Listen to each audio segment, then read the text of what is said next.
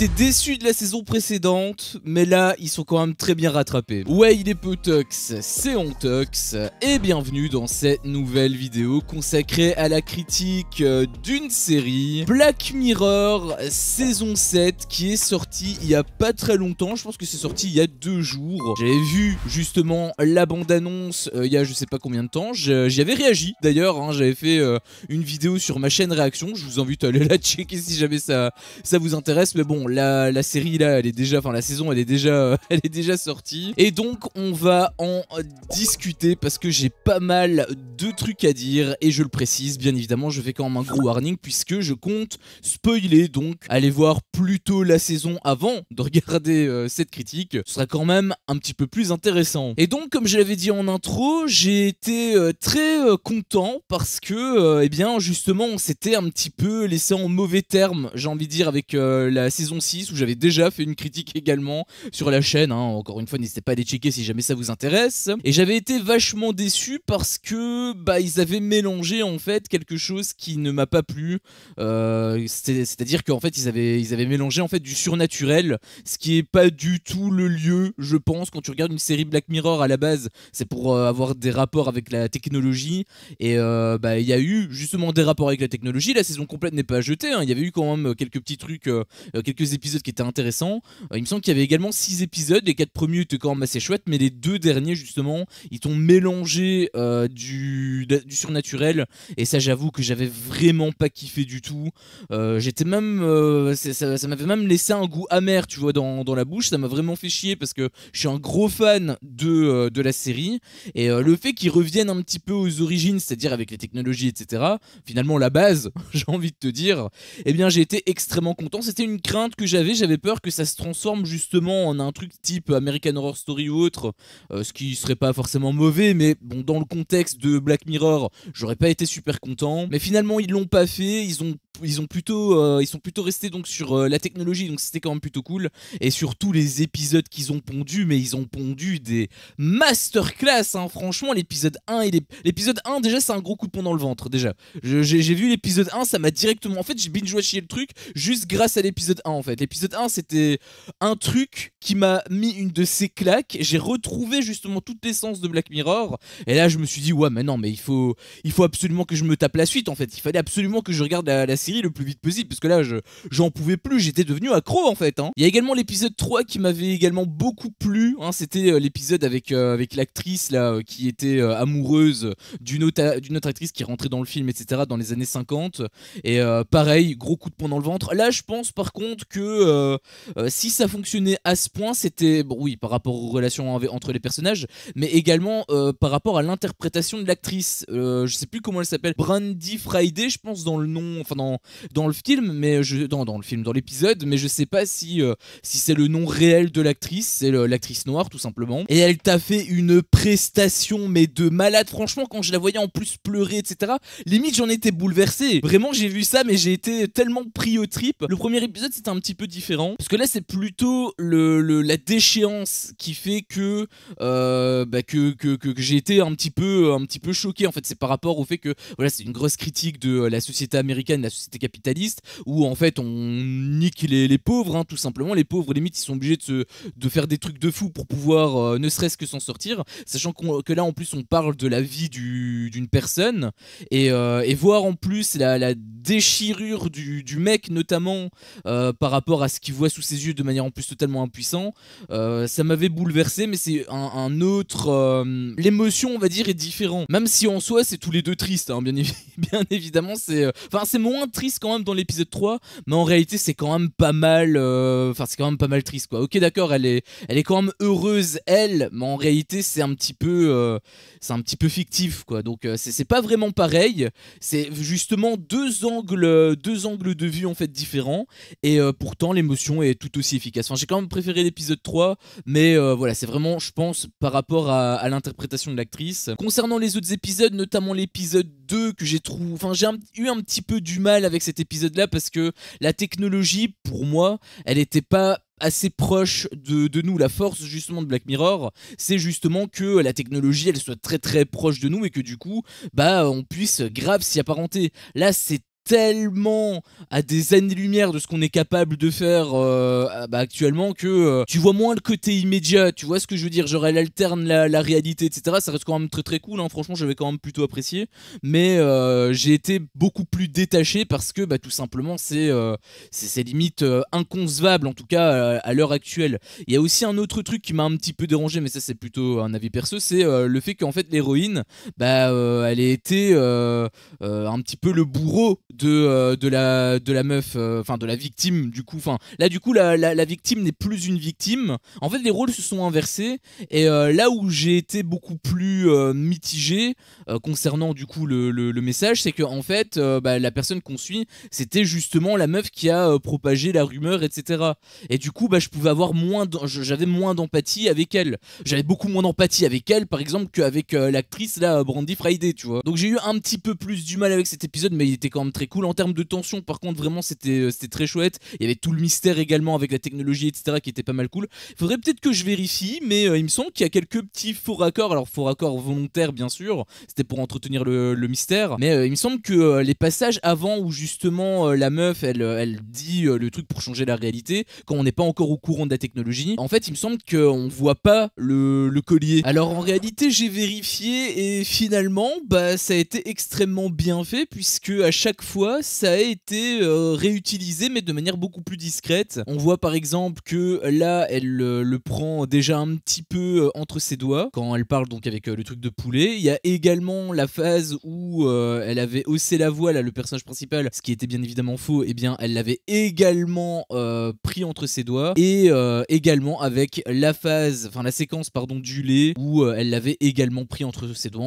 En d'autres termes, à chaque fois ça avait été setup, mais ça avait été tellement discret que j'avais pas vu. Donc franchement ça a été un très très bon point positif pour ça. Mais sinon, comme je disais, en termes de tension et de mystère, du coup, c'était quand même plutôt chouette. Pareil pour l'épisode 4, hein, avec le truc du jeu vidéo, là, la vie artificielle, etc. Où d'ailleurs, il avait pas mal de setup and payoff, avec notamment, voilà, le truc de l'ordinateur, et à la fin, tu découvres ce qui se passe. C'est resté un petit peu sur une fin ouverte, puisqu'on sait pas, finalement, ce qu'il en est advenu de tout ça. Il me semble qu'il y a un film qui est sorti, Bandersnatch, je pense, un truc comme ça. Enfin, je le dis peut-être très mal, je suis désolé, mais on m'avait conseillé justement ce film, et je ne savais même pas qu'il y avait eu un film comme ça par rapport à Black Mirror. Je compte le regarder d'ailleurs justement dans l'après-midi.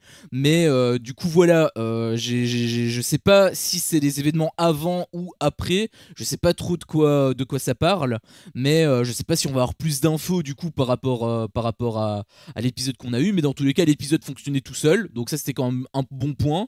Parce qu'avec tous les trucs du MCU où t'es obligé de regarder les séries et tout pour comprendre, ça c'est le genre de truc qui m'énerve. Là en l'occurrence ça n'a pas été le cas, c'est pour ça que j'ai évité de regarder le film pour voir si l'épisode était quand même compréhensible. Là pour le coup c'était le cas, donc je suis quand même très content avec ça. Et du coup concernant la fin, je sais pas si, qu'est-ce qui se passe, est-ce qu'ils sont tous morts? Et moi j'ai ma théorie, je pense que la vie artificielle a été implantée dans les mémoires, dans les cerveaux des autres, et peut-être même qu'ils ont remplacé l'humanité. En réalité c'est ma théorie.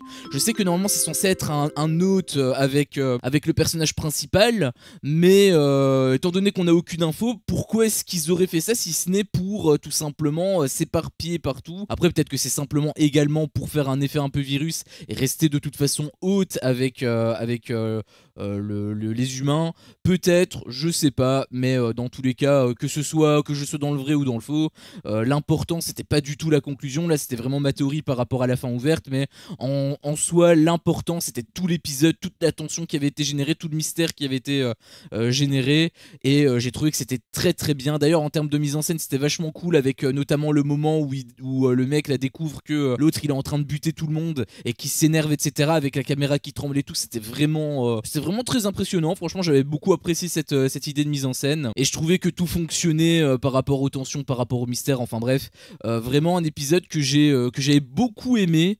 Il y a eu également l'épisode 5 qui était vraiment beaucoup plus triste également, parce que là ça retraçait carrément la vie d'une personne âgée, et par rapport surtout au remords qu'il avait avec l'amour de sa vie finalement, qui ne peut plus rien faire avec elle puisqu'elle est décédée. Finalement faudrait peut-être pas être... faudrait peut-être pas avoir des ruptures amoureuses si tu regardes cet épisode, parce que tu peux peut-être avoir des idées un petit peu sombres, mais j'avais quand même bien apprécié le mystère, encore une fois, qui était mis, même si je trouve quand même que c'est dommage, parce que j'ai trouvé que c'était beaucoup moins impactant cet épisode que les autres. Ça aurait été peut-être mieux de le mettre au début, ou en tout cas de le mettre avant, par exemple, l'épisode de l'actrice, parce que l'actrice Black, là, qui tombe amoureuse de l'actrice des années 50, c'était tellement puissant qu'en fait, en comparaison, limite, émotionnellement, ça fonctionnait beaucoup moins, tu vois ce que je veux dire? Alors que pourtant, dans les faits, ça reste quand même triste, j'ai quand même été touché, mais j'étais beaucoup moins touché qu'avec l'épisode 3. Donc peut-être un petit problème, je trouve, au niveau de l'agencement, du management des épisodes, juste pour cet épisode-là, parce que j'ai trouvé un petit peu en dessous, mais voilà, je le trouve en dessous, surtout à cause de la comparaison que je fais avec l'épisode 3. Peut-être que justement, ça aurait pu être crescendo s'il l'avait mis avant, mais voilà, dans tous les cas, ça fonctionnait quand même. Et il y avait l'épisode 6, hein, le dernier épisode, qui est tout simplement la suite d'un épisode qu'on avait déjà vu dans une précédente saison, je sais plus du tout c'est laquelle, mais que j'avais beaucoup aimé. Peut-être que c'était la saison 6 en fait finalement.